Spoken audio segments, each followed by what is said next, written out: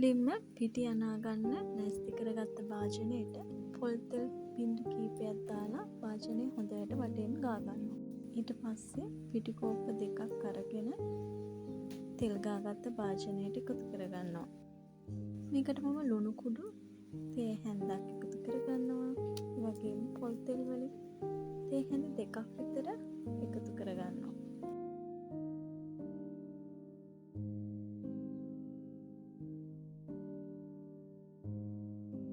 දැන් මේ ටික හොඳට මම අතින් කලවම් කරනවා.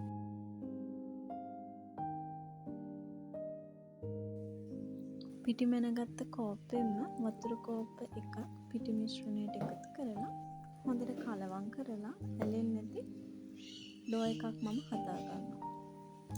වතුර එකතු කරද්දී එකපාර වතුර ටික එකතු කරන්න එපා. වතුර ටික ටික එකතු කරලා ඩෝ එක අනා ගන්න.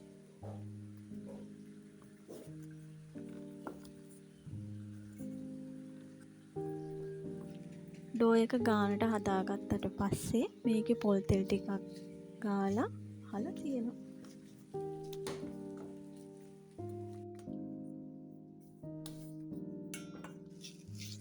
ඊළඟට මම ලෑස්ති වෙන්නේ මේකට අවශ්‍ය පිරෝම හදාගන්න. අද මම ගෙදර ඉතුරු වෙලා තියෙන දේවල් වලින් තමයි පිරෝම හදාගන්න ලෑස්ති වෙන්නේ. මොන අලගෙඩි දෙකක් අරගෙන හොඳට සෝදලා කපලා මම ඉස්සෙල්ලාම තැම්බෙන්න තියෙනවා. අද මට ගෙදර ඉතුරු වෙලා තිබ්බ පුංචි මාළු කෑලි දෙකක්. ඉතින් මේ දෙකත් මම තැම්බෙන්න තියෙනවා.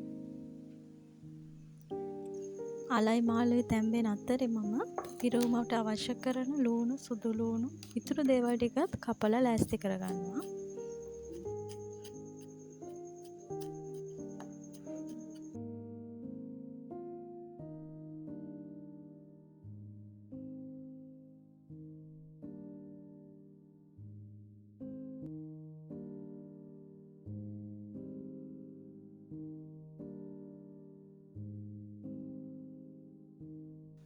මගේ අල ටිකත් මේ විදිහට හොඳට තැම්බිලා.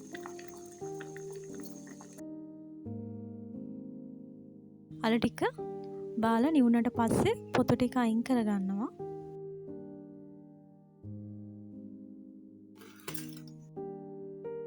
ඊට පස්සේ මම කරන්නේ තැම්බුණ අල ටිකයි මාළු ටිකයි හොඳට පොඩි කරගන්නවා. දැන් අපි මේ මිශ්‍රණය ටෙම්පරාදු කරලා පිරෝම ලෑස්ති කරගමු. තාච්චියක් ලිපේ තියලා මුලින්ම මම මේකට අබ ඇට ටිකකුයි සොදුරු ඇට ටිකකුයි එකතු කරනවා. ඊට පස්සේ කපාගත්ත ලූණු, සුදු ලූණු, අම්මිරිස් ඒ දේවල් ටිකත් එකතු කරලා ටෙම්පරාදු වුණාට පස්සේ අල මාළු මිශ්‍රණය එකතු කරලා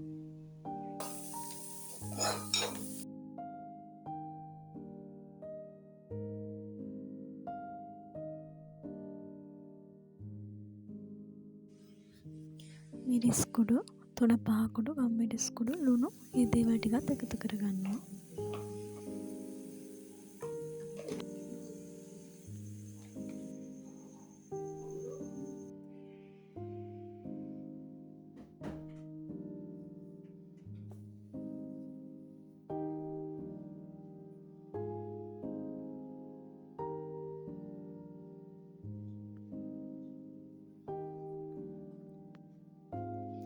දැන් මම හදන්නේ මාළු රොටි ටික හදාගන්න.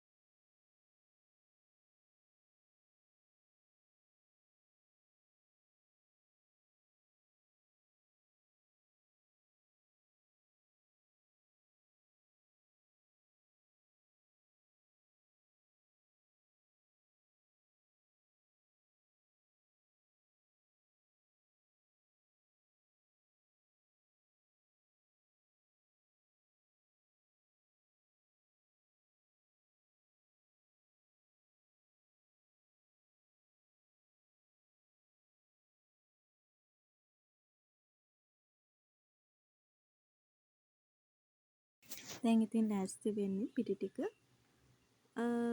අවශ්‍ය ප්‍රමාණයට බෝල කඩාගෙන රොටි ටික හදා ගන්න.